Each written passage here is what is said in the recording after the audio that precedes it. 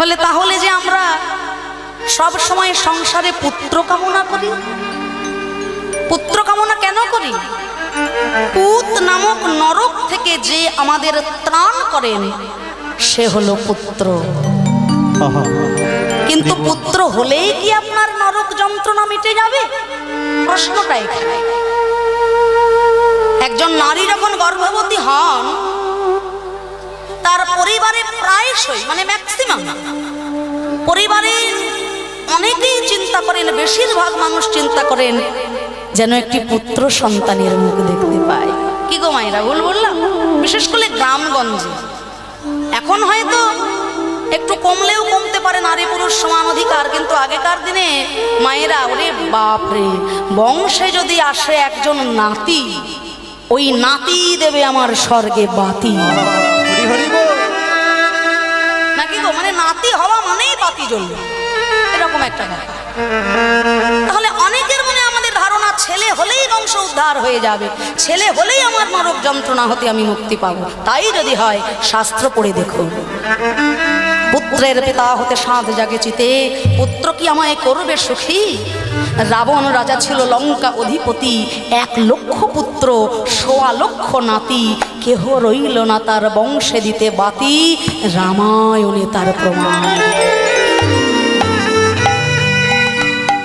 দুর্যোধন তো পুত্র ছিল, ওই একটি পুত্রের অন্যায়ের কারণে সম্পূর্ণ বংশটা একদিন অকালে ধ্বংস হয়ে গেল। তাহলে কোন পুত্র ত্রাণ করবে এই জায়গাটা আমাকে আগে বুঝতে হবে। পুত্র যদি অপুত্র হয়, সেই পুত্র কোনো দিন নরক থেকে ত্রাণ করতে পারে না, সে আরো পিতাকে নরকগামী করে দেবে তার কর্মের দ্বারা।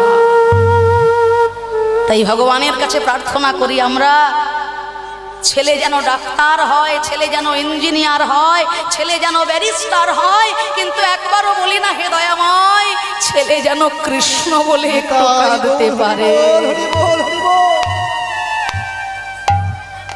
এটুকু বলবেন, ছেলে আমাকে ভালোবাসুক বা না বাসুক,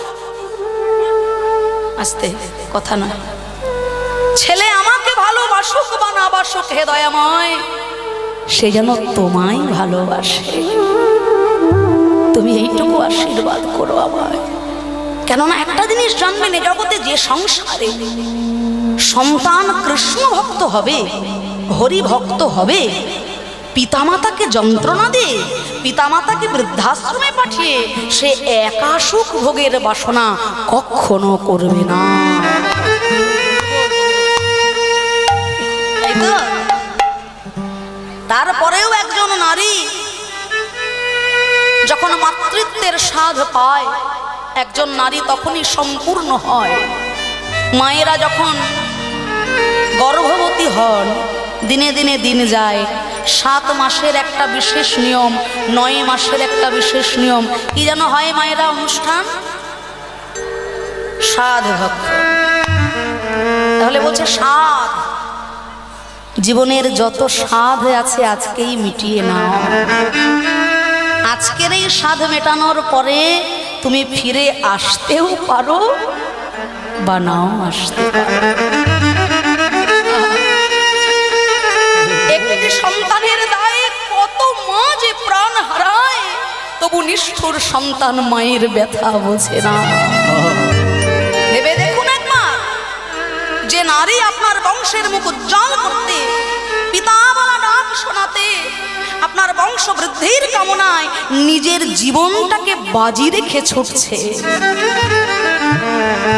10 মাস 10 দিন একজন নারীর গর্ভের যে কি যন্ত্রণা, যারা নারী রূপে জন্মগ্রহণ করে মা হয়েছেন তারা জানেন, এই কথা ভাষায় প্রকাশ করা যায় না। নিজের জীবনটাকে বাজি রেখে প্রত্যেকটা মানুষ যতই বলে ভালোবাসি ভালোবাসি, নিজের থেকে ভালো মানুষ কাউকে বাসতে পারে না।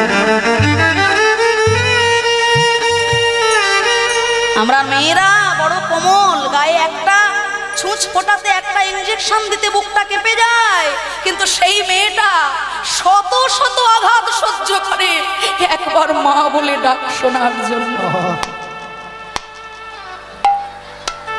তাহলে যে নারী তোমাকে পিতা বলার ডাক শোনানোর জন্য, তোমার বংশবৃদ্ধির জন্য নিজের জীবনটাকে বাজি যদি কন্যা সন্তান জন্ম দেয়, তুমি তার দিকে আঙুল তুলে কত কথা কুকথা বলো। এমনকি এত যন্ত্রণাও কখনো কখনো নারী পায়, কন্যা সন্তান জন্ম দিয়েছে সেই অপরাধে মৃত্যুর মুখেও চলে যায়। কোন সমাজে বাস করছি আমরা? কে বলেছে কন্যা হলে বংশ উদ্ধার হবে না? কন্যা যদি কৃষ্ণ ভক্তিমতী কন্যার মতো কন্যা হয়, সেই কন্যার দ্বারা শুধু আপনার বংশ নয়, আপনার পিতৃকুল মাতৃকুল 7 বংশ উদ্ধার হয়ে যাবে।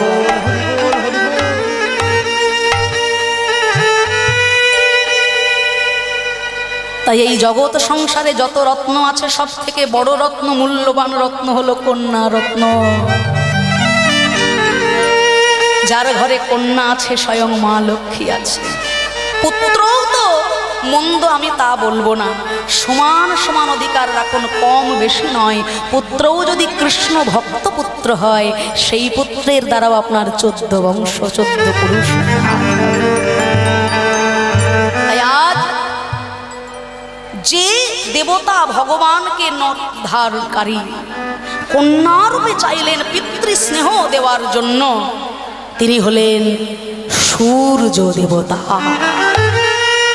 সূর্যদেব হাত জোড় করে বলে, হে মোহিনী রূপ নারায়ণ, যদি আমায় দিতে কিছু হয় না, আমায় ওই রূপ ধারণ করে, ওই বেশ ধারণ করে আমার ঘরে কন্যা রূপে ঠিক তেমনি ভাবে যেন ওই না বেশে দেখা দিও, ওই না বেশে দেখা দিও, ওই না বেশে দেখা দিও।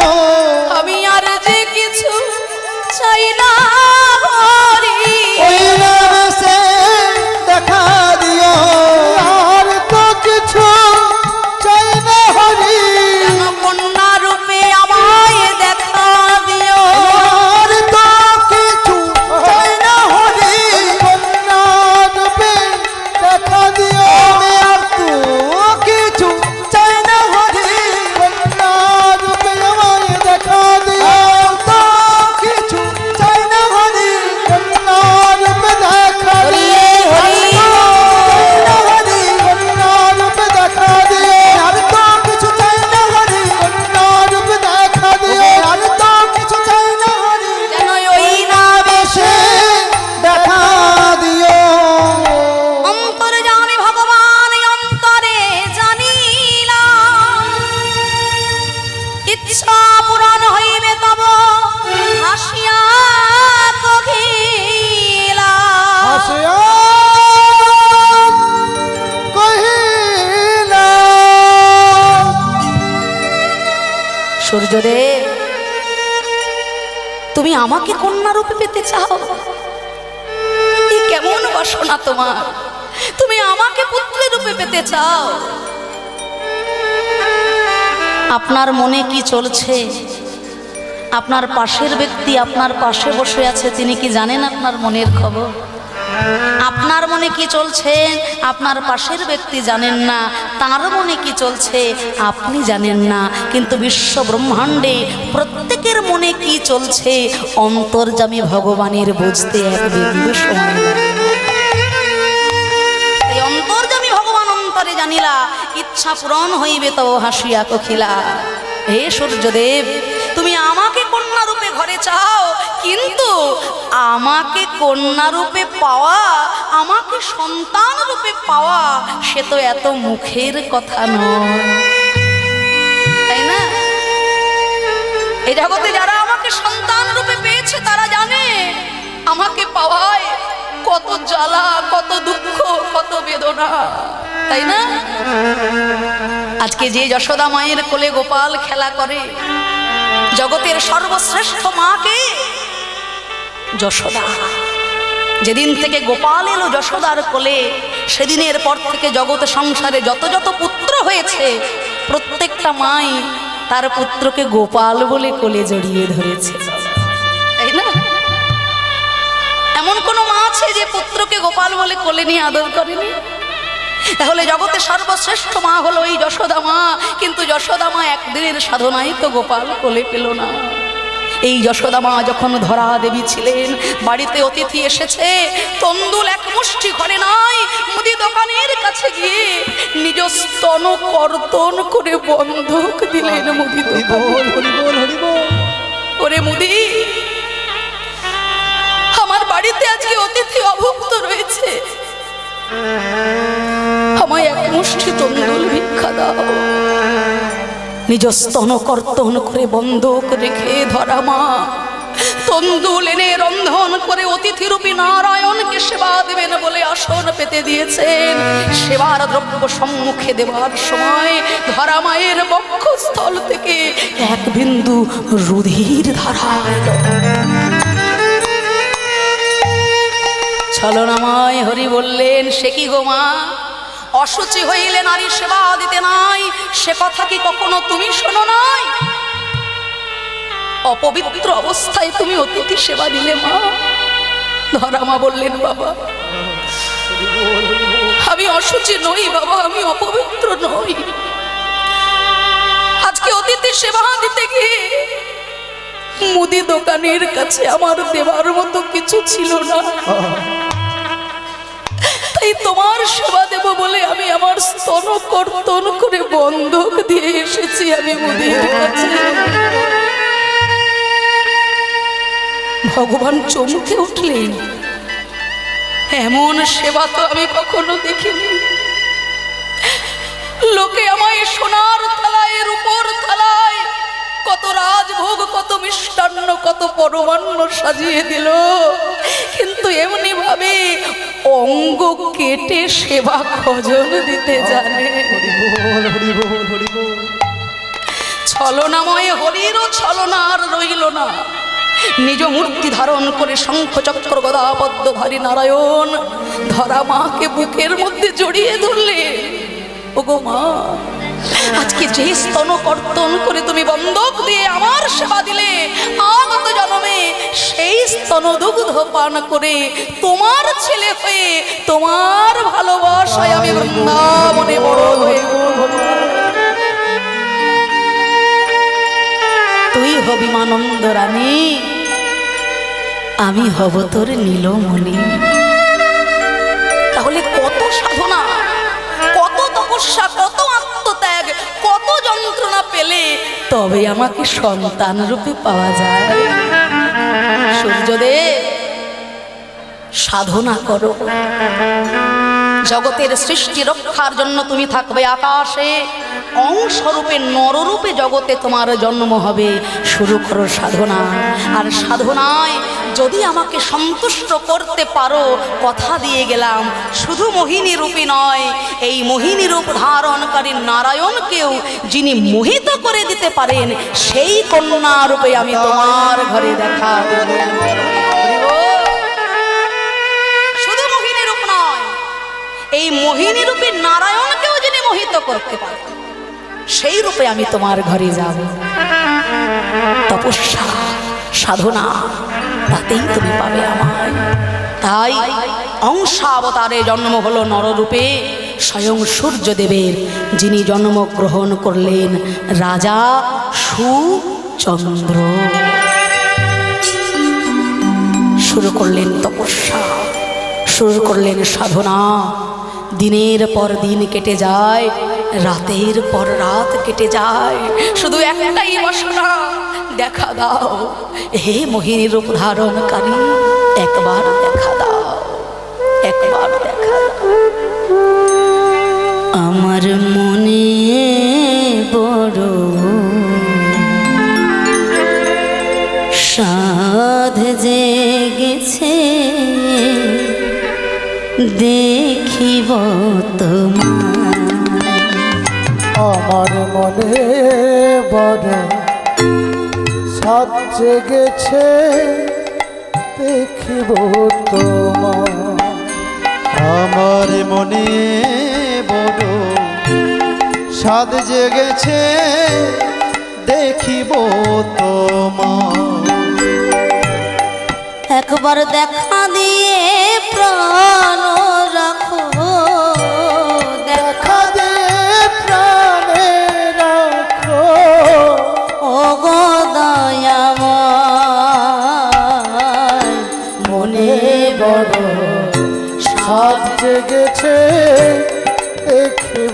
তোমার।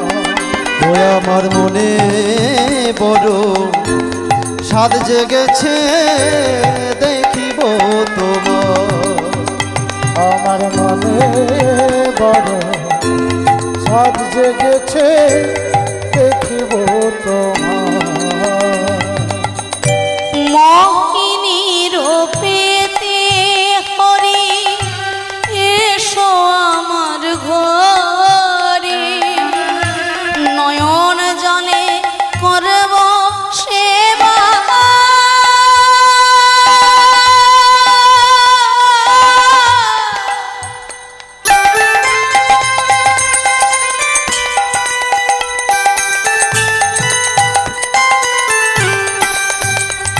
ওগো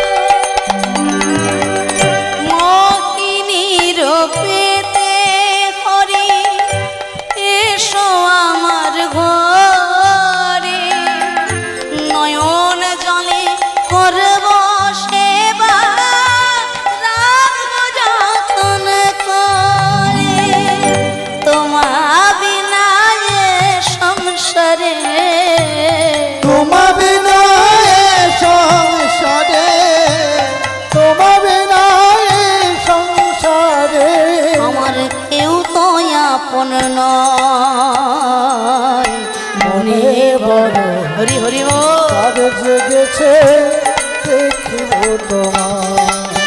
ওই আমার মনে বড় সাদ জেগেছে দেখিব তোমার। আমার মনে বড় সাদ জেগেছে দেখিব তোমার। গো দয়া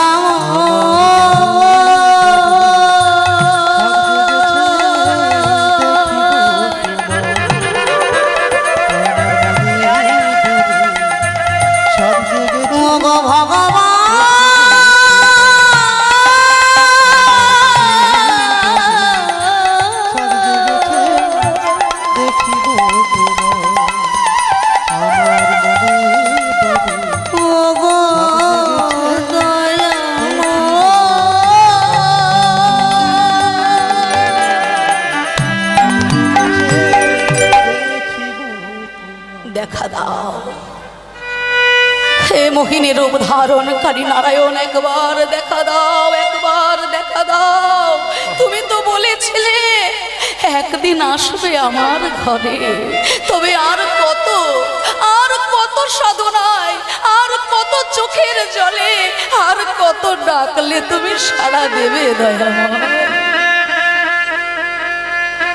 সাধনা করতে করতে জীর্ণ শীর্ণ দেহে রাজা সুচন্দ্রের একদিন দেহ অবসান হয়ে গেল। মৃত্যু হলো তার, কিন্তু ভগবান তখন এলেন না।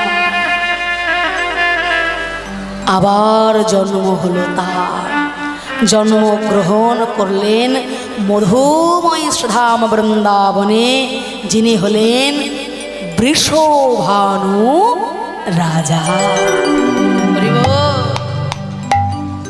আর এবার যান তপস্যা করলেন তিনি হলেন সৃষ্টিপতি ব্রহ্মা। ব্রহ্মা দর্শন দিয়ে বললেন, বলো কি চাও? করজোর করে বৃষভানু রাজা বললেন, আপনার কাছে আমার চাওয়ার কিছু নেই, আমি যা চাইবো তা আমার অনেক আগেই চাওয়া হয়ে আছে, কিন্তু মনে হয় তিনি আমাকে ভুলে গিয়েছেন। আপনার তো সেখানে অবাধ বিচরণ, আপনি যদি গিয়ে তার কাছে একটু আমার হয়ে জানান যে তিনি কি আমার কথা ভুলে গেছেন। তিনি তো কথা দিয়েছিলেন আমায়, তবে কি আমার চাওয়া কখনো পূর্ণ হবে না? অবাক হলেন সৃষ্টিকর্তা ব্রহ্মা। জানলেন ইনি স্বয়ং সূর্যদেব, সেই মোহিনী রূপ ধারণকারী নারায়ণ, যাকে দেখে কত দেবতার মনে কত কি বাসনা জেগেছিল। কিন্তু সূর্যদেব চিন্তা করেছিল, যার যেমন ভাব তার তেমন লাভ, নাকি গো বাবা? যার যেমন ভাব তার তেমন লাভ। যে যেমন ভাবে তাকে চায়, যে যেমন ভাবে তাকে ডাকে, সে তেমন ভাবেই তাকে পায়। তখন অবাক হলেন সৃষ্টিকর্তা ব্রহ্মা। কত সুন্দর কথা তিনি বললেন যে, হে বৃষভানু রাজা, তোমার সংবাদ নিয়ে আমি বৈকুণ্ঠে যাব নারায়ণের কাছে। তবে শুধু যাব তা নয়, আমি আবার আসবো বৃন্দাবনে, আমি আবার আসবো বৃন্দাবনে। যদি তুমি নিজ গুণে কৃপা করো, আমিও একটু তার সাধনা করব। এই বৃন্দাবনে পর্বত রূপে আমি সাধনা করব এই মোহিনী রূপী নারায়ণের, যেন জীবনে একটা দিনের জন্য হলেও তাকে আমি কন্যা রূপে আমার কাছে পাই। আর সেদিন তুমি যেন নিজ গুণে কৃপা করে আমাকে হরি ভজন শিখিয়ে দিও। সৃষ্টিকর্তা ব্রহ্মা এই বাসনা করলেন যে আমিও বৃন্দাবনে পর্বত রূপে সাধনা করব, যেন একদিনের জন্য তাকে কন্যা রূপে পেতে পারি। এই ব্রহ্মা সংবাদ নিয়ে গেলেন ভগবানের কাছে। বৈকুণ্ঠধামী নারায়ণ চিন্তা করলেন, সত্যি তো আমি কথা দিয়েছিলাম, এত সাধনা করেছে, এত তপস্যা করেছে সূর্যদেব, আর তো তাকে যন্ত্রণা দেওয়া চলে না, আমি অবিলম্বেই তার কাছে যাব কন্যা। দিয়ে ফেলেছি। ভগবান অতি সন্তুষ্ট হয়ে এমন কিছু বর দিয়ে দেন ভক্তকে মাঝে মাঝে, যে ভগবান নিজেই বিপদে পড়ে যান। ভগবান বললেন যে নারায়ণকেও যিনি মোহিত করতে পারেন, সেই রূপ ধারণ করে আমি তোমার কাছে যাব। স্বয়ং লক্ষ্মী দেবী দিবানিশি সেই সত্য যুগ থেকে যার চরণ সেবা করে আসছে, সেই নারায়ণকে মোহিত করবে তার সাধ্য কার আছে। আর এই চিন্তায় ভগবান অত্যন্ত চিন্তিত হয়ে বৈকুণ্ঠ ধামে তিনি বিচরণ করছেন। বৈকুণ্ঠ ধামে যখন ভগবান বিচরণ করছেন, মানে আমরা যখন অতিরিক্ত চিন্তায় পড়ে যাই তখন কি করি, মানে যাকে বলে পায়চারি, হ্যাঁ, চলাফেরা করা। আজকে ভগবানও অত্যন্ত সংকটে পড়েছেন, অত্যন্ত চিন্তায় পড়েছেন। আর সেই সংকটে পড়ে ভগবান বৈকুণ্ঠ ধামে বিচরণ করছেন, চলাফেরা করছেন। আর এমন সময়ে ঘটে গেল একটা অপূর্ব ঘটনা। নিজের প্রতিবিম্ব ভগবান দর্শন করলেন একটি মণি খচিত স্তম্ভের উপর। একটি মণি খচিত স্তম্ভ, সেই মণি খচিত স্ফটিক স্তম্ভে ভগবান শ্রীহরি নিজের প্রতিচ্ছবি, নিজের প্রতিবিম্ব দেখলেন। আর নিজের প্রতিবিম্ব দেখে ভগবান শ্রীহরি নিজেই নিজের রূপে মুগ্ধ হয়ে গেলেন। হরি হরি বল। নিজের প্রতিচ্ছবি দেখে ভগবান নিজেই পাগল হয়ে গেলেন, নিজেই আত্মহারা হয়ে গেলেন। আর সেই প্রতিবিম্ব নিয়ে ভগবান কি করছেন, নিজ প্রতিবিম্বে হরি শক্তি সঞ্চারে,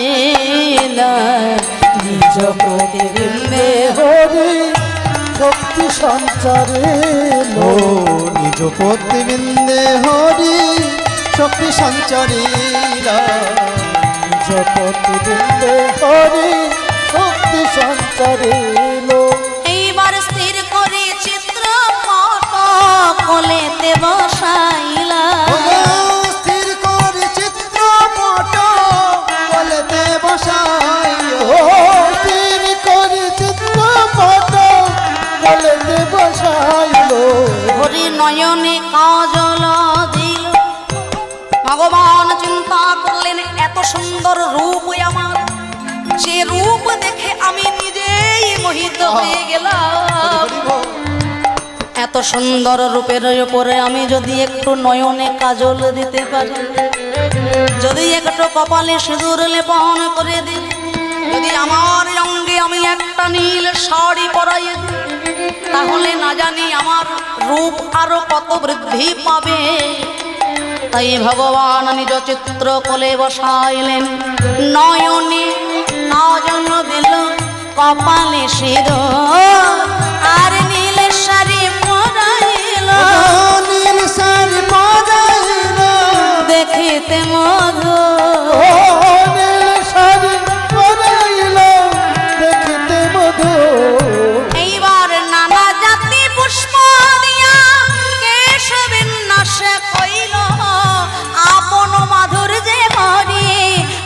মনি ভুলিল নিজ প্রতিবিম্বে হরি শক্তি সঞ্চারিল নিজ প্রতিবিন্দে হরি শক্তি সঞ্চারিল নিজ প্রতিবিম্বে হরি শক্তি সঞ্চারিল প্রতিবিম্বে মুগ্ধ হয়ে পূর্ণ ব্রহ্ম স্বয়ং ভগবান আমার প্রতিবিম্ব বলে লয়ে শৃঙ্গার করছেন আর বলে ওদের প্রতিবিম্ব একবার কথা বলো কথা বলো। তখন ওই প্রতিবিম্বের ভিতর থেকে পরমা প্রকৃতি স্বরূপিণী শ্রীমতী রাধারানী গোবিন্দের লাদিনী শক্তি কথা বলে উঠছে।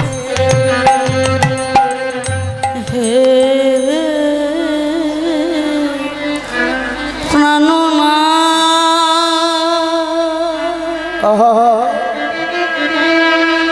নিজ দাসী জ্ঞানে হরি হরি বল হরি হরি বল হরি হরি বল রেখো স্ত্রী চরণে ও অন্তর যামি ও গো প্রাণনা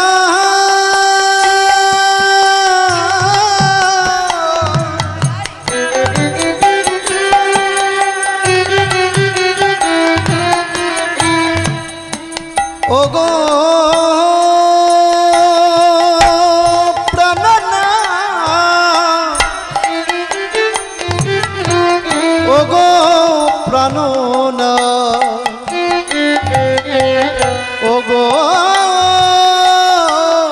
প্রাণনা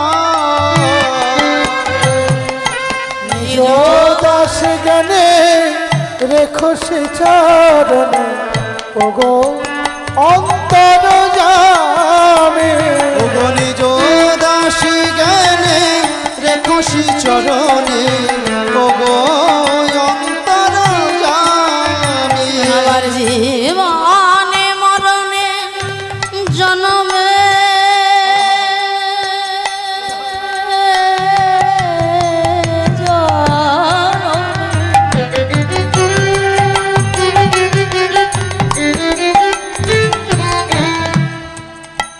আমার প্রাণনা আমার প্রাণনা হয় তুমি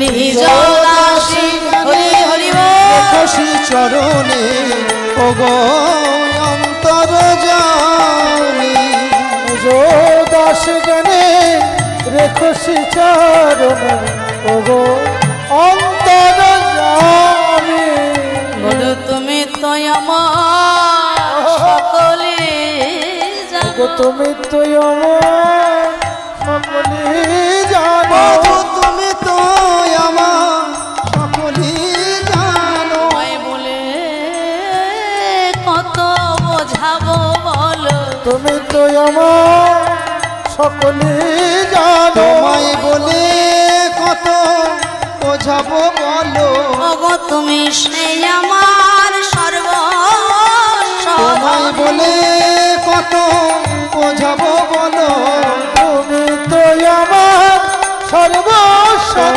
বলে কত বোঝাবো বলো তুমি তো আমার সর্বস্ব বলে কত বোঝাবো বলো তুমি তো আমার সর্বস্ব বলে কত বোঝাবো বলো তুমি তো আমার সকলই জানো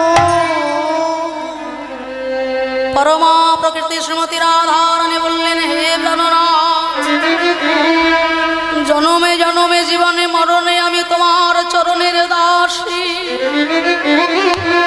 নিজ গুণে কৃপা করে তুমি জানো আমায় চরণ ছাড়া করো না। চরণ ছাড়া করো না শোনো বিনোদিনী আমি যে কথা দিয়েছি আমার ভক্তকে তোমায় যেতে হবে আমার সেই ভক্তির কাছে কন্যা রূপে। আমিও যাব মধুর বৃন্দাবনে, সেই ভুলোক বৃন্দাবনে দুষ্টের দমন আর শ্রেষ্ঠের পালনের জন্য। কিন্তু প্রাণনাথ, যে নয়নে আমি তোমায় দর্শন করলাম, সেই নয়নে তোমা বিনা জগৎ সংসার যে আমি সবার আগে দেখতে চাই না বধূ। তুমি আমায় কথা দাও, যখন জগতের বুকে আমার জন্ম হবে, জন্মের পরে যেন আগে আমি তোমার বদন দর্শন করতে পারি। আগে আমি তোমায় দেখব, তারপর আমি এই জগৎ সংসার দেখব। এই কথা তোমায় দিতে হবে। বিনোদিনী, আমি কথা দিলাম, আমিও আসবো অবিলম্বে। সেই ব্রজধামে হবে লীলা। আসুন আসুন।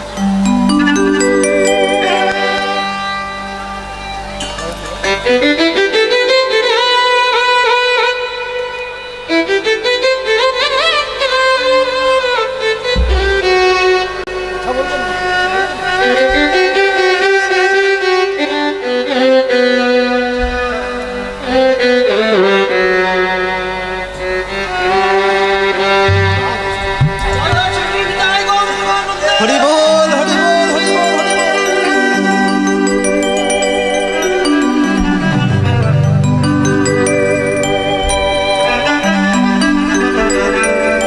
জয়নিতাই, আজকে সত্যি আমাদের ভীষণ আনন্দ হচ্ছে যে এরকম ভক্ত পরিবার এবং ভক্ত পরিবেশ, এই পরিবেশ না হলে কীর্তনে কখনো আনন্দ হয় না।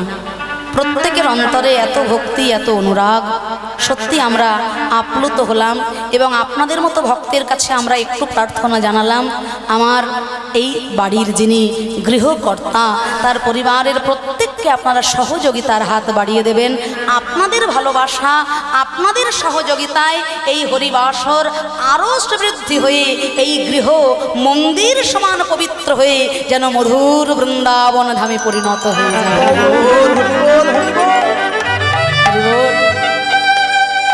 অর্থ কম বেশি অনেকের আছে বাবা, কিন্তু সেই অর্থ পরমার্থের সেবায় কজন ব্যয় করতে জানে?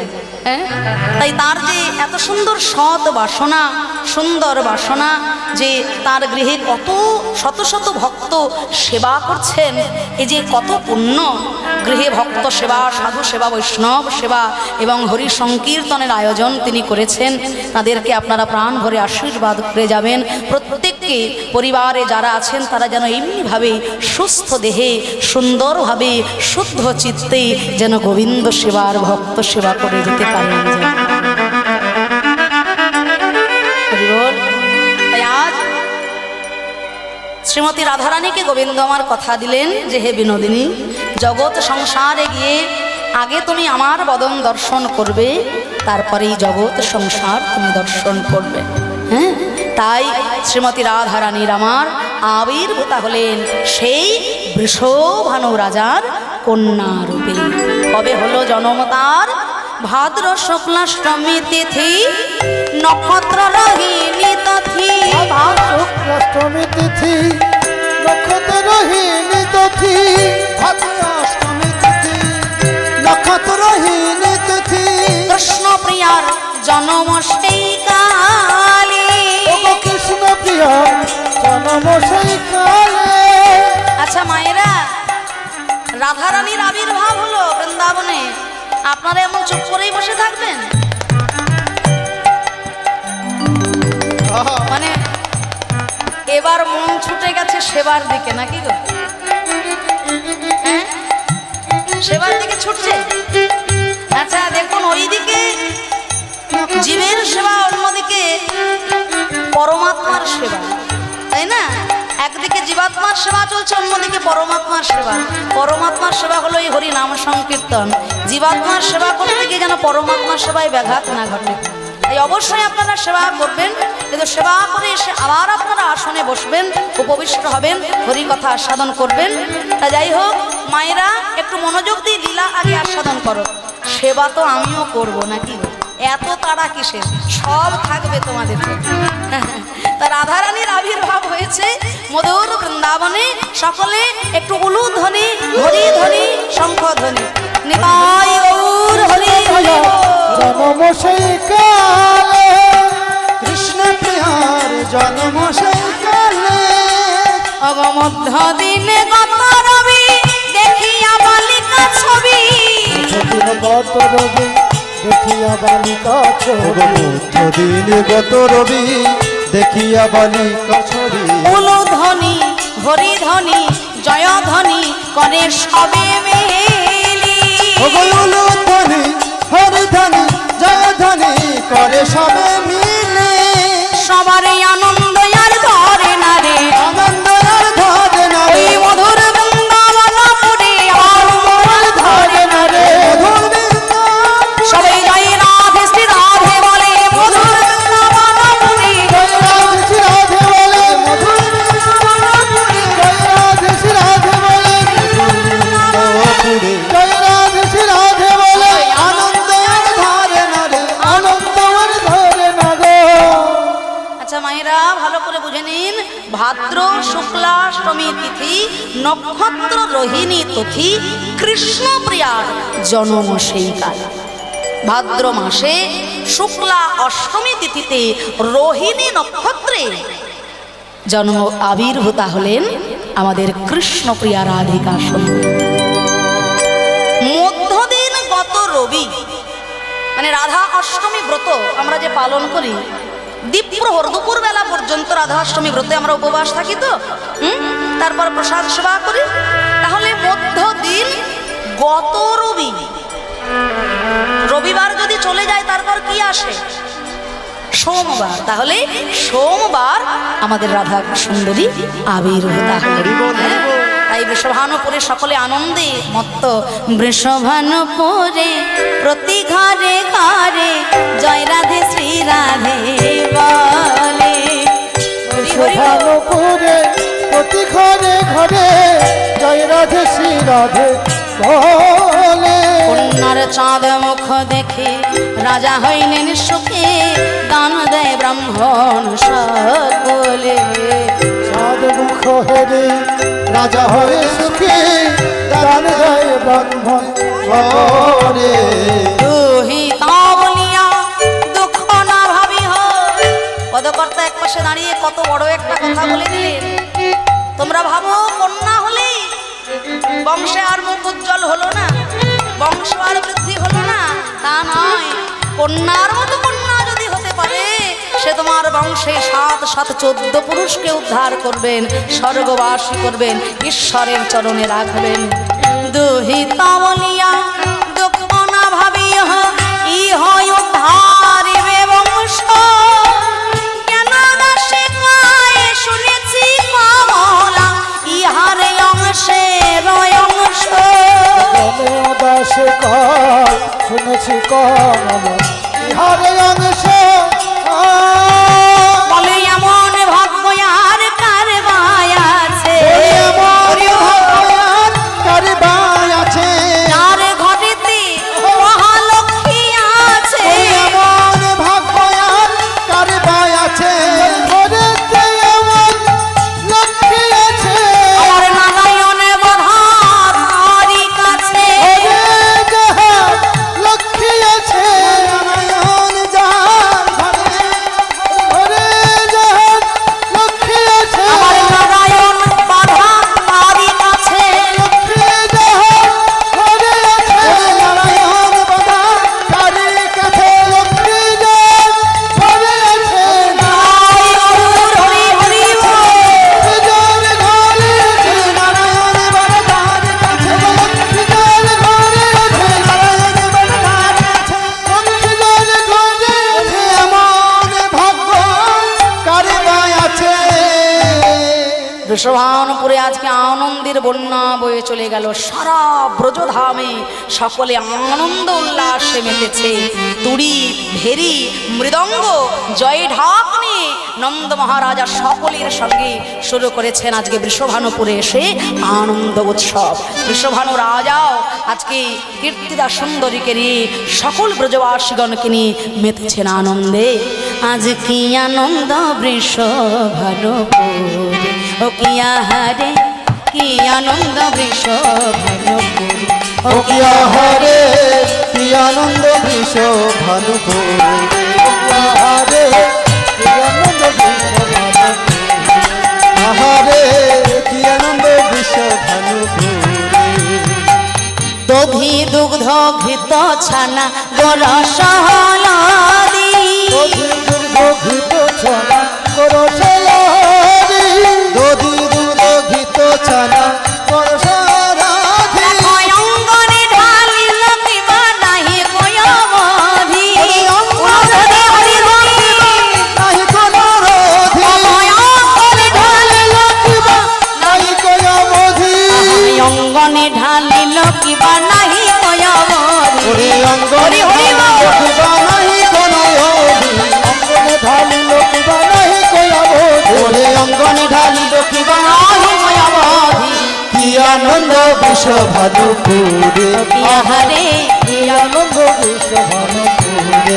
আহারে কি আনন্দ বৃষ ভানুপুরে গোপাল কোলে লইয়া তথায় আইল নন্দরানী গোপাল কোলে লইয়া তখন আইল নন্দরানী গোপাল কোলে লইয়া তখন আইলা নন্দরানী কীর্তিদা মায়ের সঙ্গে যশোমতী মায়ের অনেক দিনের ছোটবেলার বন্ধুত্ব।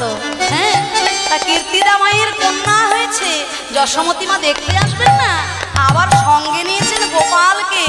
আনন্দে হলো সকলে আত্মহারা। গোপাল কোলে লইয়া তথায় আইল নন্দরানী ওরে গোপাল কোলে লইয়া তখন আইল নন্দরানী গোপাল কোলে লইয়া তখন আইলা নন্দরানী হরষিত হইল রানী হেরি মুখ খানি অরক্ষিত হইয়া রানী হেরি মুখ খানি আনন্দিত হইল রানী হেরি মুখ খানি আনন্দিত হইয়া ওরে হেরি মুখ খানি আনন্দিত হইয়া ওরে হেরি মুখ খানি আনন্দিত হইয়া ওরে হেরি মুখ খানি কি আনন্দ বৃষ ভানুপুরে আহারে কি আনন্দ বিশ্বভানুপুরে। আহারে কি আনন্দ বৃষ ভানুপুরে কীর্তিদা মা আমার যশোমতী মায়ের সঙ্গে কথোপকথন করছে, মনে শুধু তো একটাই বেদনা তার, এত সুন্দর কন্যা আমার, যেন কোটি সূর্য যদি একসঙ্গে উদয় হয়েছে আমার ভবনে। কিন্তু ওরে এত সুন্দর মেয়ে আমার, কিন্তু চেয়ে দেখ মেয়েটা আমার অন্ধ হলো রে, এই জগতের আলো দেখতে পেল না, মেয়েটা আমার অন্ধ হলো রে, এইটুকু দুঃখ আমার মনে। এই কথোপকথন করছেন দুইজন মায়ে। ওদিকে ছোট্ট গোপাল কি করেছে জানো? গুটি গুটি পায়ে চলল কোথায়? পূর্বের প্রতিশ্রুতি রক্ষা করবেন বলে। আমি যে কথা দিয়েছিলাম বৈকুণ্ঠে আমার প্রেয়সীকে, তাই ধীরে ধীরে গোবিন্দ আমার গুটি গুটি পায়ে চলেছেন যেখানে শ্রীমতী রাধারানী আমার যে মন্দিরে ঝুলনায় ঝুলছেন, রাধারানী ছোট্ট রাধারানী যে দোলনার ওপরে দুলছেন, শ্রী গোবিন্দ আমার ধীরে ধীরে হামাগুড়ি দিতে দিতে সেখানে গিয়ে কি করলেন না রায়ঙ্গ পরশ করলেন। আর যেই না পরশ করলেন রাধারানী চমকিতা হয়ে গেলেন, সর্বঙ্গ শিহরিত হলো। সে কি, এ পরশ তো অন্য কারোর পরশ হতে পারে না, এ তো সেই চেনা পরশ, এ তো সেই চেনা পরশ যে আমাকে কথা দিয়েছিল আমাকে দর্শন দিতে তবে কি এসেছো প্রাণনাথ, আমাকে দেখা দিতে তবে কি এসেছো। দেখবো দেখবো আমি তোমায় অঙ্গে দিতে হাত মোর প্রাণনাথ, অঙ্গে দিতে হাত মোর প্রাণনাথ রাধার হৃদয়ে বাড়িল সুখ, তখন হাসিয়া কাঁদিয়া আঁখি প্রকাশিয়া দেখিল মধুর মুখ। হরি হরি বল। আখি প্রকাশিয়া দেখিলাম বধুর বলে এই তো আমি এসেছি রাধে, এই তো আমি এসেছি রাধে একবার নয়ন মেলে চেয়ে দেখো, এই তো আমি এসেছি রাধে নয়ন মেলে চেয়ে দেখো আমার বৃষভানু রাজনন্দিনী নয়ন মেলে চেয়ে দেখো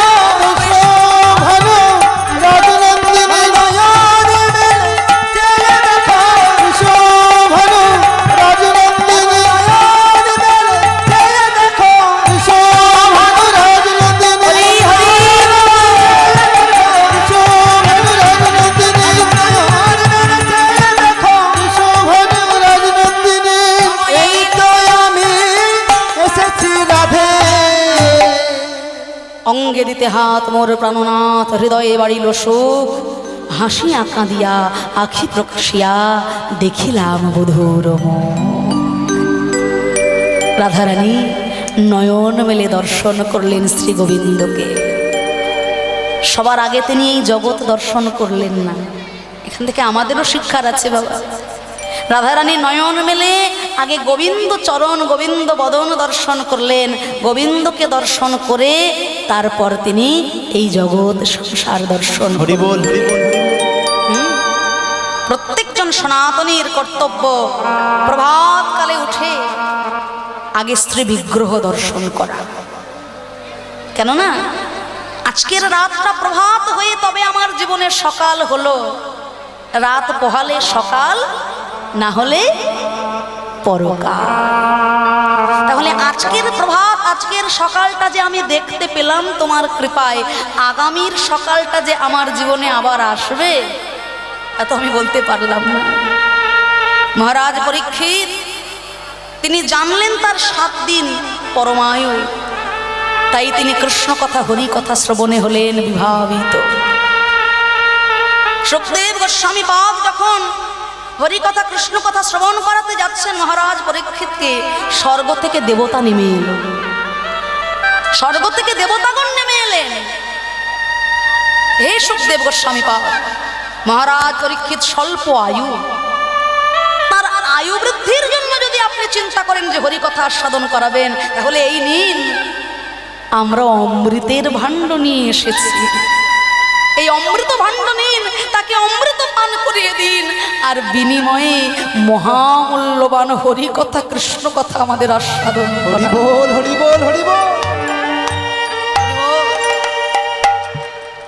আপনি অমৃত ভাণ্ড নিয়ে নিন, বিনিময়ে হরি কথা আমাদের একটু শুনতে দিন। তাহলে জানেন কৃষ্ণ কথা হরি কথার কি মূল্য, যার সঙ্গে অমৃতেরও পর্যন্ত তুলনা হয় না।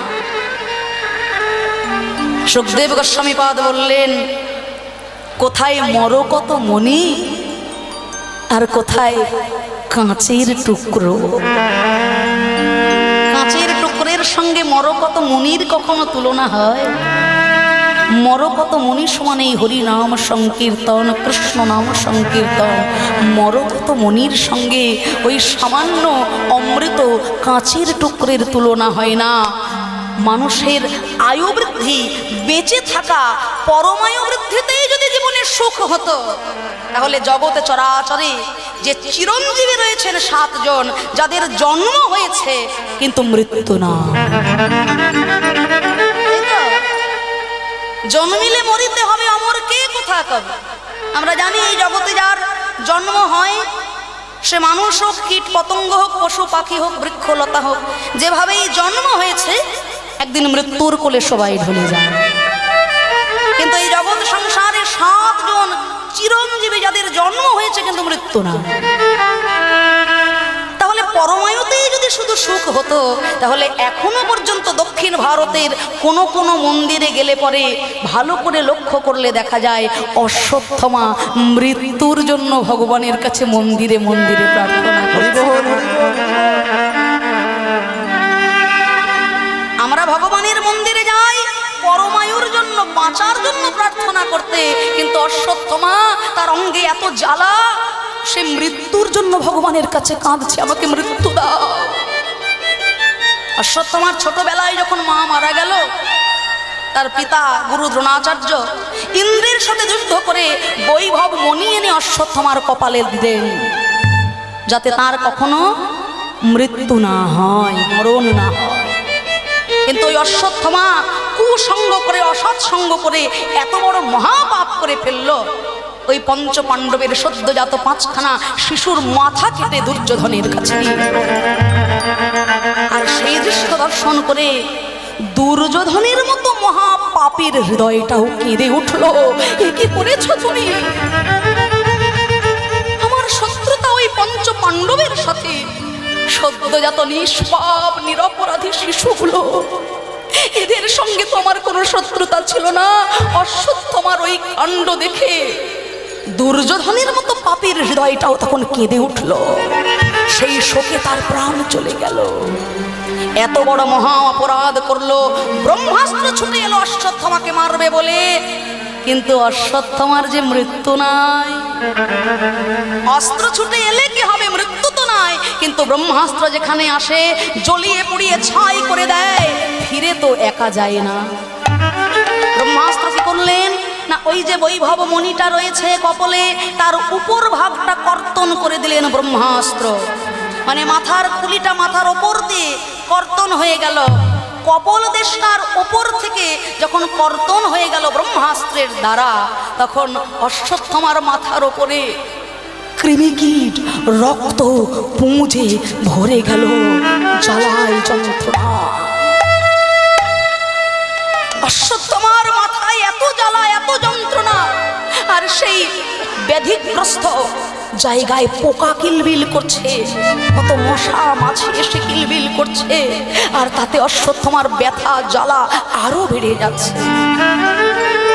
সরিষার তেল, সরিষা বাগানে সরিষার তেল তখন বলেছিল যে তুমি আমাকে প্রয়োগ করো মাথার উপরে, তাহলে সেখানে আর কৃমিকীট কোনো মশা মাছি এসে বসবে না, তোমার উপকার হবে।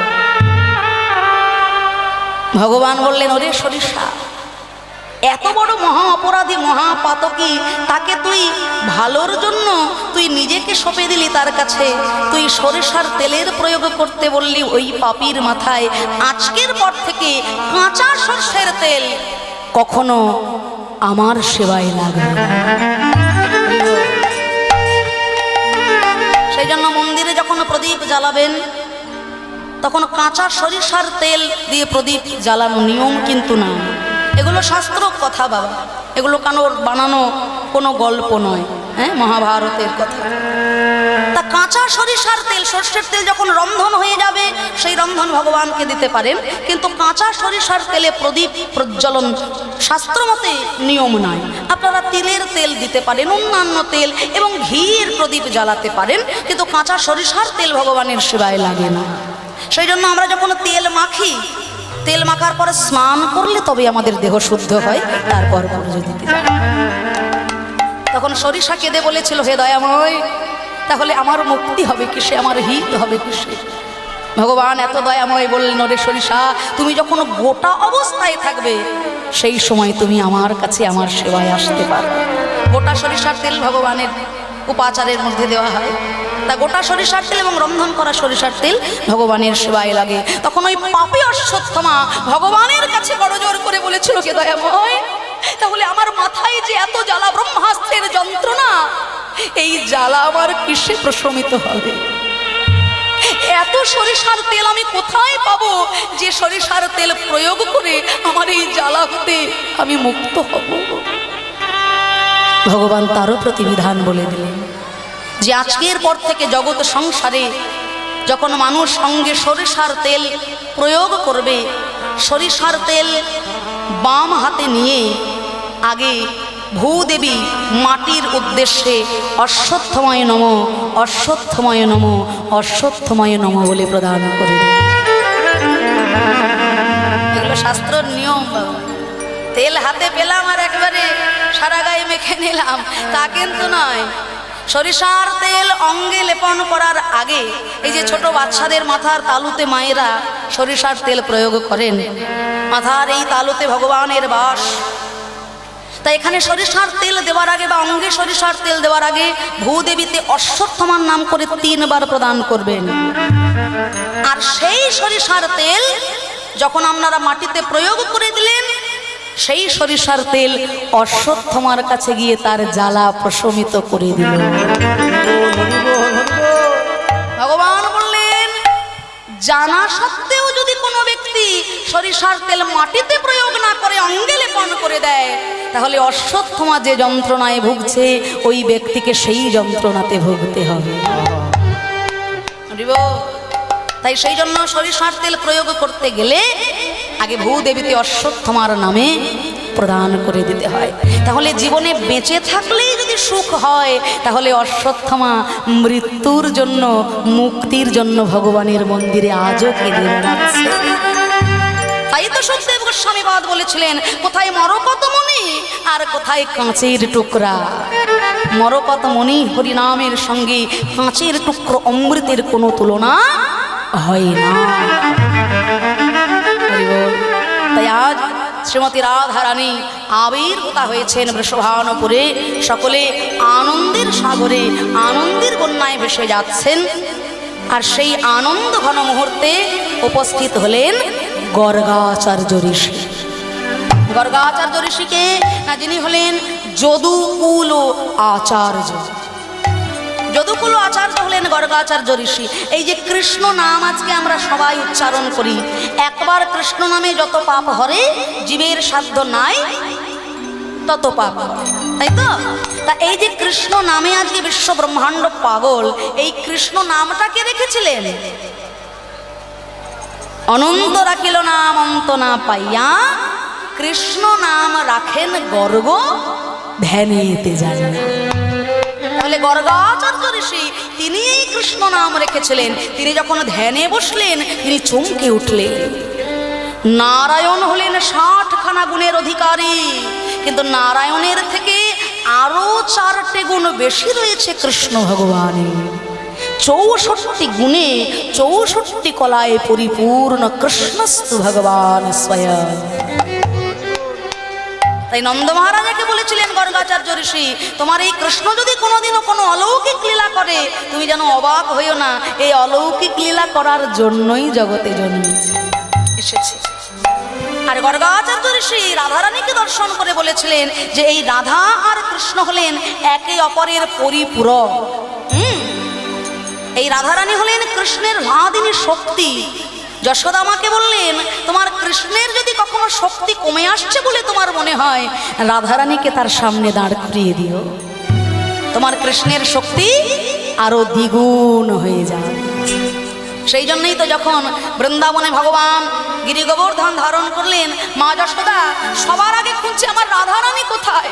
আমার রাধারানী যদি সামনে দাঁড়ায়, আমার গোপাল একটু শক্তি পাবে, আমার গোপালের যে শক্তি কমে যাবে, আমার রাধারানী কোথায়। খুঁজতে খুঁজতে 3 দিন পর মা যশোদা দেখতে পেলেন যে শিলার উপরে দাঁড়িয়ে কৃষ্ণ গিরি গোবর্ধন ধারণ করে আছেন, সেই শিলারই পিছন দিকে এক দৃষ্টি গিরি গোবর্ধনের দিকে দৃষ্টি নিক্ষেপ করেছেন রাধারানী। রাধারানীর দৃষ্টি শক্তির উপরে গিরিরাজ গোবর্ধন 7 দিন ধরে দাঁড়িয়ে। বল হরি বল হরি বল। তাই তো সবাই বলে বৃন্দাবন বিলাসিনী রাই আমাদের, বৃন্দাবন বিলাসিনী রাই আমাদের, বৃন্দাবন বিলাসিনী রাই আমাদের, রাই আমাদের, রাই আমাদের, আমরা রায়ের শ্যাম তোমাদের রাই আমাদের, রাই আমাদের, রাই আমাদের, আমরা রায়ের রাই আমাদের, বৃন্দাবন বিলাসিনী রাই আমাদের, বৃন্দাবন বিলাসিনী রাই আমাদের। অবশ্যক বলে আমার কৃষ্ণ গিরি ধরেছিল,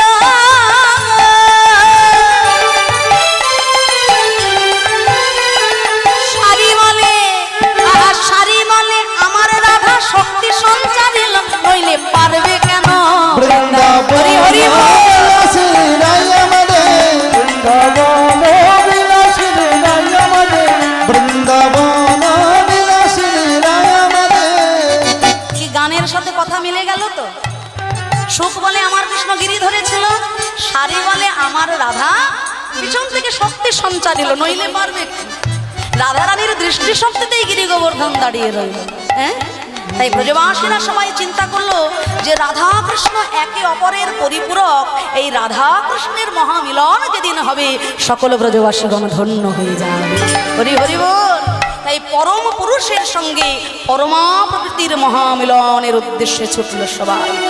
গর্গ সংহিতা পড়লে পরে জানা যায়, ওই গর্গ সংহিতায় রাধা কৃষ্ণের বিবাহ লীলা উল্লেখিত আছে। আমরা সনাতন ধর্মাবলম্বী হয়ে অনেকে জানি না রাধারানীর সঙ্গে কৃষ্ণের বিবাহ লীলা হয়েছিল। বৃন্দাবনে যারা যারা যাবেন অবশ্যই একবার ভান্ডির বন দর্শন করে আসবেন।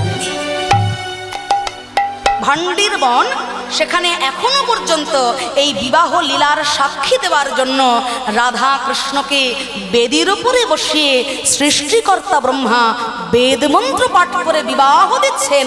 এই মূর্তি, এই বিগ্রহ ভান্ডির বনে এখনো বিরাজিত। এমনও বিগ্রহ আছে ভান্ডির বনে, শ্রী গোবিন্দ নিজ করে শ্রীমতী রাধারানীর কপালে সিঁথিতে সিঁদুর লেপন করে দিচ্ছে। অপূর্ব দৃশ্য, অপূর্ব বিষয়। আমরা জানি না সনাতন ধর্ম সম্বন্ধে, নিজের ধর্মকে আমরাই কলুষিত করছি, তাই না? আমরা শুধু এটুকুই জানি আয়ান ঘোষের সঙ্গে কৃষ্ণের রাধারানীর বিয়ে হলো, আর কৃষ্ণের সঙ্গে বনে বনে রাধারানী ঘুরে বেড়ালেন। তাই তো সনাতন ধর্মাবলম্বী হিন্দু হয়ে আমরা গান করছি, কৃষ্ণ করলে লীলা, আমরা করলে বিলা, তাই না? এই গান কারা লিখেছে? আমরাই তো। কিন্তু কোনো প্রতিবাদ নেই আমাদের মধ্যে। ওই গানে ধেই ধেই করে নাচছে সনাতন ধর্মাবলম্বী হিন্দুরাই। কৃষ্ণ করলে লীলা, আমরা করলে বিলা, কত বড় স্পর্ধা আমাদের বলুন তো। কৃষ্ণ যদি পরের বাড়ির রাধারানী, যদি কৃষ্ণ যদি পরের বাড়ির বউকে নিয়ে রাসলীলা করতে পারে, তাহলে আমি কেন পাশের বাড়ির বউদের সঙ্গে ভালোবাসা করতে পারি? এমনও কথা বলে আমার সনাতন ধর্মাবলম্বী হিন্দু। আরে হতভাগ্য, আমরা জানি না কৃষ্ণকে আর রাধাকে অলি গলির কামনা বাসনায় লিপ্ত নায়ক নায়িকার সঙ্গে রাধা কৃষ্ণের নিষ্কাম অকৈতব প্রেমের তুলনা করেছে।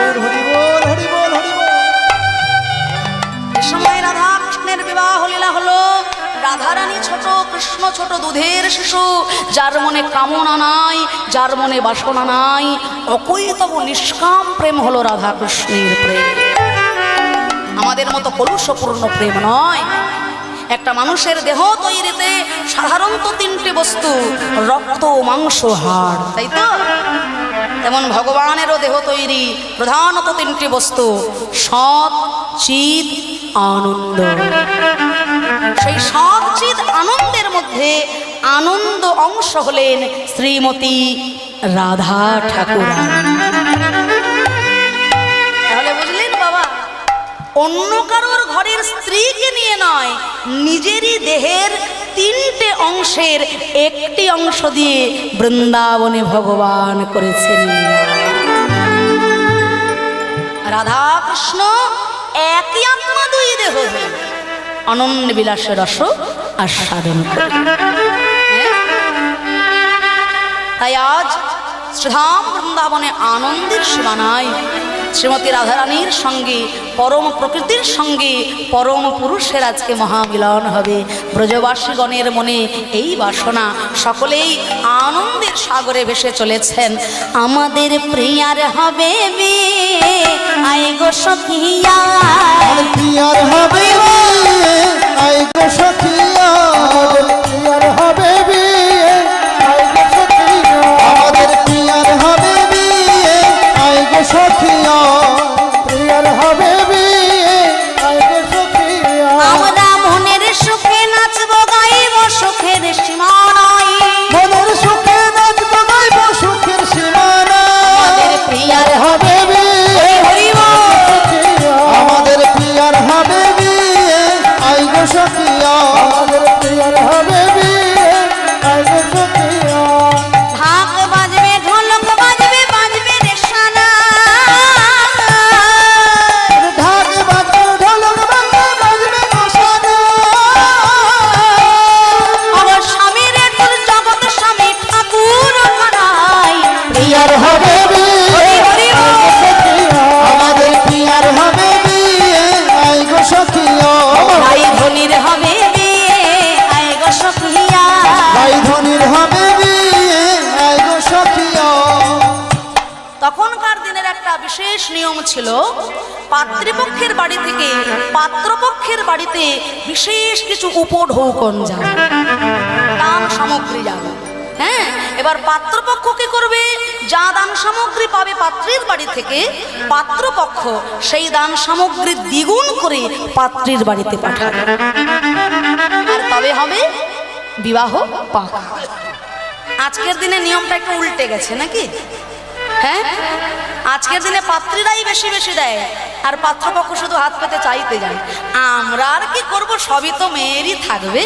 5টা গাড়ি, 3টে বাড়ি, হ্যাঁ, 50 ভরি গয়না, ও মেয়েরই থাকবে, ছেলের আর কি, নাকি গো? কি সর্বনাশ! আগেকার দিনের নিয়মগুলো আমরা যেমন উল্টে ফেলেছি। দেখুন, পাত্রের বাড়ি থেকে পাত্রর বাড়িতে যে উপঢৌকন যাবে, পাত্রপক্ষ তা দ্বিগুণ করে পাত্রের বাড়িতে পাঠাবে, তবে হবে বিয়ে পাকা। তা রাধারানীর বাড়ি থেকে বৃষভানু রাজা উপঢৌকন পাঠাচ্ছেন, দান সামগ্রী পাঠাচ্ছেন। কথিত আছে, শোনা যায় বিধানে, যে নন্দ মহারাজার পুরে সেই গরুর গাড়িতে করে পাঠানো হয়েছিল যত যত দান সামগ্রী।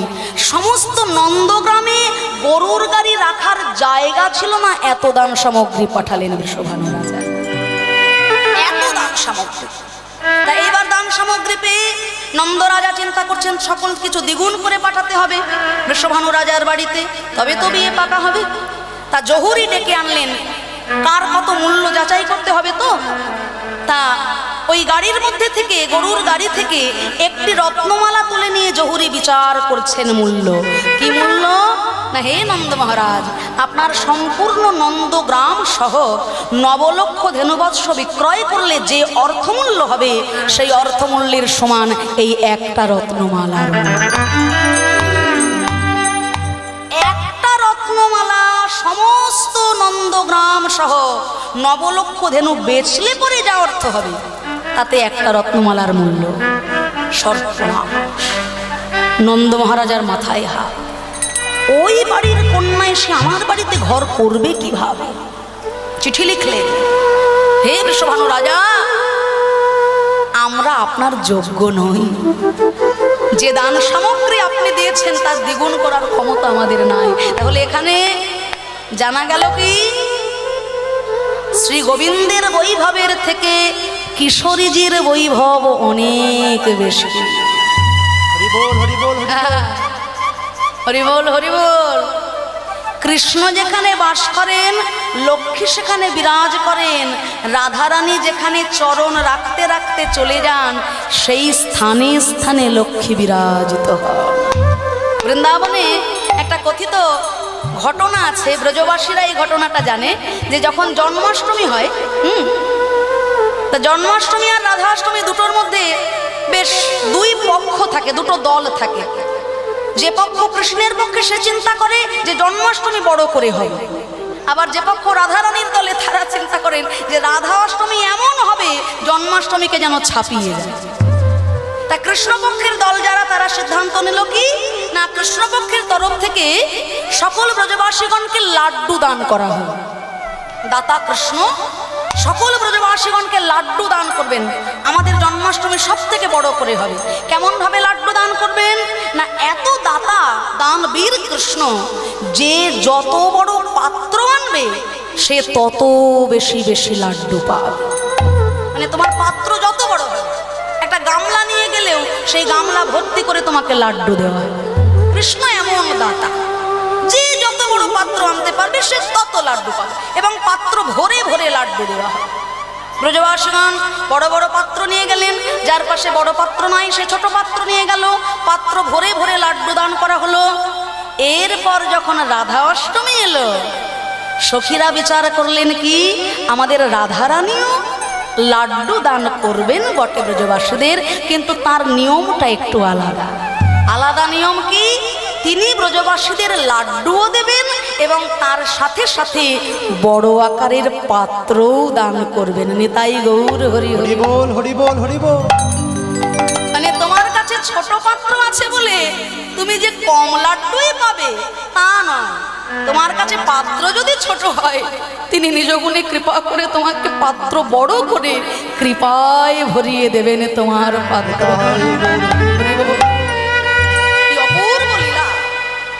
এ সকল লীলাগুলো শোনা বা জানা হৃদয় শুদ্ধি, আত্মশুদ্ধি, চিত্তশুদ্ধি, আন কথায় সময় নষ্ট না করে সকল কথা শুনলে পরে জীবনের দিক ঘুরে যায়, জীবন পরিবর্তিত হয়ে যায়। এগুলো সকল সত্য ঘটনা, ব্রজবাসীদের কাছে শোনা কথা। তা যাই হোক, নন্দ মহারাজা চিঠি লিখছেন, কিন্তু কিন্তু ছোট্ট কৃষ্ণ তার মনে মনে দুঃখ হলো। সারা ব্রজবাসী আনন্দ করছিল আমার বিয়ে হবে বিয়ে হবে, কিন্তু এই রত্নমালার জন্য আমার বিয়ে হচ্ছে না। ছলনাময় হরি কি করলেন না, ওই গরুর গাড়ি থেকে একটা রত্নমালা চুরি করে নিলেন। চুরি করে নিয়েছেন একটা রত্নমালা। এবার নন্দ মহারাজা চিন্তা করলেন, চিঠি লেখা হয়ে গেছে, যা যা দান সামগ্রী পাঠিয়েছেন সমস্ত কিছু গুনে গুনে গাড়িতে ভরে আবার পাঠিয়ে দাও বৃষভানু রাজার বাড়িতে, আমরা যোগ্য নই আপনার। ও বাবা, গুনে গুনে সব কিছু পাঠাতে গিয়ে দেখে আরো সর্বনাশ। যা রত্ন দিয়েছিলেন তা তো দ্বিগুণ করতে পারলামই না, বরঞ্চ তার রত্নের থেকে একটা রত্নমালা আরো কমে গেছে।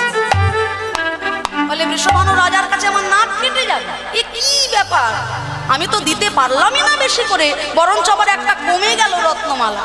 সকল ব্রজবাসীর কাছে হাত জোড় করছেন নন্দ মহারাজ, তোমরা কে চুরি করেছো, কে নিয়েছো রত্নমালা, দয়া করে দিয়ে দাও, দয়া করে দিয়ে দাও। ছোট্ট গোপাল বাবার হাত ধরে বলছে, বাবা তোমার ওই রত্নমালাটা আমি চুরি করেছি। ছি ছি ছি ছি গোপাল, ননি চুরি করিস, মাখন চুরি করিস, লোকমুখে শুনেছি, কিন্তু তুই এত বড় চোর, রত্নমালা চুরি করলি, ছি ছি ছি ছি। বাবা আমি চুরি করেছি তোমার দুঃখ দেখে, আমার দুঃখ দেখে। হ্যাঁ গো বাবা, আমি তো ছোটবেলা থেকে দেখি আমার দাদা বলাই, আবার তোমরা যখন জমিতে যাও ফসল ফলাতে, মাটির নিচে বীজ বপন করলে পরে কত কত ফসল ধরে গেছে। তাই তোমার কষ্ট সইতে না পেরে মাটিতে মাটি খুঁড়ে আমি ওই রত্নমালার বীজ বসিয়েছি। বাবা চলো না, ওই রত্নমালা থেকে অনেক রত্নমালার গাছ হয়েছে, চলো না বাবা, চলো না বাবা। নন্দ মহারাজা হাসবেন না কাঁদবেন? হ্যাঁ, রত্নমালার আবার গাছ, এ কখনো হয়? অলৌকিক লীলা, অপ্রাকৃত লীলা ব্রজে ঘটল। নন্দ মহারাজা সকলকে নিয়ে যখন গেলেন তার জমিতে, দেখা গেল মাটির নিচ থেকে শত শত রত্নমালার গাছ রয়েছে। এখনো বৃন্দাবনে গেলে আপনারা দেখতে পাবেন রত্নমালা গাছ বলে একটি গাছ হয়, যে গাছে ছোট ছোট দানার মতো ফল ধরে, ওই গান হলো রত্নমালার গাছ। একদিন ওই গাছে রত্নমালা রূপে ফল ধরেছিল। বাবা আর দেরি করো না, তাড়াতাড়ি রত্নমালা পেড়ে নাও আর বৃষভানু রাজার বাড়িতে পাঠাও। হ্যাঁ, পাঠানো হলো দ্বিগুণ উপঢৌকন। তারপর কিশোরীদের সঙ্গে শ্রীকিশোরের বিবাহ। গর্গ সংহিতা অনুযায়ী বিবাহের যে বর্ণনা আছে, সেই বিবাহ বর্ণনা আমরা শ্রবণ করব। সেই বিবাহ বর্ণনা হলো, শ্রী গোবিন্দের ইচ্ছায় যখন বৃন্দাবন কালো আধারে ছেয়ে গেল, ছোট্ট গোপাল নন্দ মহারাজার কোলে ভয়ে ভীত সন্ত্রস্ত।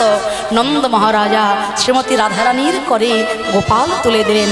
রাধারানী দুই করে গোপালকে নিয়ে এলেন ভান্ডির বনের উদ্দেশ্যে।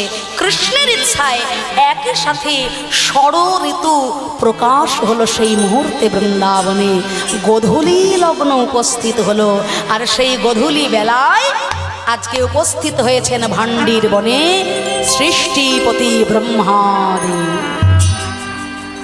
কেন ব্রহ্মা এলেন না, এতদিন তিনি তপস্যা করেছিলেন যে একদিনের জন্য হলেও যেন ওই মোহিনী রূপী নারায়ণকে আমি কন্যা রূপে পাই। সৃষ্টিকর্তা ব্রহ্মা কি করলেন, পিতা যেমন ভাবে নিজ কন্যাকে পাত্রের হাতে অর্পণ করে দেয়, আজকে সৃষ্টিকর্তা ব্রহ্মা তেমন ভাবে রাধারানীকে গোবিন্দের হাতে অর্পণ করে দেবে। হ্যাঁ, বিধি মতে বেদমন্ত্র পাঠ করে রাধা কৃষ্ণকে দুই বেদির ওপরে বসিয়ে সৃষ্টিকর্তা ব্রহ্মা রাধা কৃষ্ণের বিবাহ লীলা সম্পন্ন করছে। রাধারানীর কর কৃষ্ণের করে সম্প্রদান করে দিচ্ছেন। ভান্ডির বনে রাধা কৃষ্ণ বেদিতে বসাইয়া, ভান্ডির বনে রাধা বেদিতে বসাইলা, ও ভান্ডির বনে রাধা কৃষ্ণ বেদিতে বসাইয়া, ভান্ডির বনে রাধা কৃষ্ণ বেদিতে বসাইলা। এইবার বিবাহ পড়াইলেন ব্রহ্মা ভক্তি যুক্ত হইয়া। বিবাহ করালে ব্রহ্মা ভক্তি যুক্ত হইয়া। দেখো একে একে সাত পাক করিল আর পুষ্পমাল্য দহে দোহায় অর্পণ করিল। বলো ধনী হরি ধনী।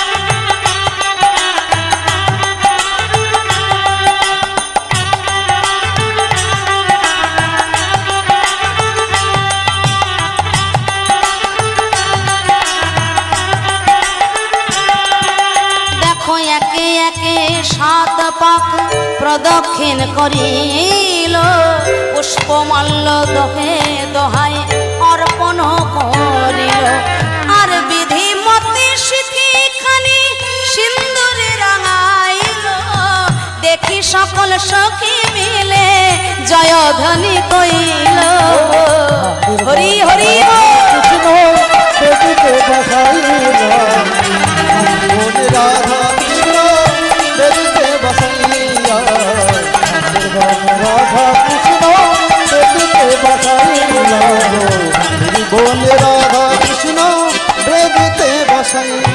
এইবার স্বর্গ হইতে পুষ্পবৃষ্টি করে দেবগণ জয় জয় রাধা কৃষ্ণ ভরিল ভুবন। সবাই বাহু তুলে একটু করো তালি দিয়ে রাধে রাধে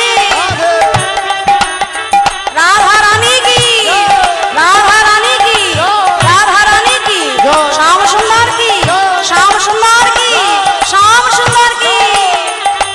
হরি হরি বল। একে একে 7 পাক প্রদক্ষিণ করিল পুষ্পমাল্য দহে দোহায় অর্পণ করিল স্বর্গ হইতে পুষ্পবৃষ্টি করে দেবগণ জয় জয় রাধা কৃষ্ণ হরিল ভুবন। ভণ্ডির বনে রাধা কৃষ্ণের হইল মিলন প্রেমানন্দে হরি বল যত ভক্ত একবার হরি হরি বল একবার হরি হরি বলো ওই যুগল মিলন দর্শন করে হরি হরি বলো যুগল মিলন দর্শন করে এমন ভাগ্য হয় কি না হয় রাধে রাধে। ভাগ্য হয় কি না হয় যুগল মিলন দর্শন করে এমন ভাগ্য হয় কি না হয় যুগল মিলন দর্শন করে একবার হরি হরি কথিত আছে ভান্ডির বনে তারাই যেতে পারেন রাধাকৃষ্ণের বিবাহ লীলায় সেই সময় যারা উপস্থিত ছিলেন। যারা যারা গিয়েছেন ভান্ডির বনে হয়তো ধূলিকণা রূপে হলেও সেই সময় সেখানে উপস্থিত ছিলেন। হ্যাঁ, যাই হোক যারা যারা যাননি অবশ্যই ভান্ডির বন একবার দর্শন করে আসবেন। পরম পুরুষের সঙ্গে পরমা প্রকৃতির মহামিলন স্থল। আসুন নিজ নিজ গুরুচরণ আশ্রয় করে আজ আমরা সকলে এই মন্দির প্রাঙ্গণে শ্রীবিগ্রহে যুগলে রেখে আমাদের সবাকার হৃদয় মন্দিরে রাধা গোবিন্দকে যুগলে রেখে প্রাণ ভরে সবাই মিলে মিলন গীত গাইব। আসুন দাঁড়ালো রে শ্যামের বামে নবীনা কিশোরী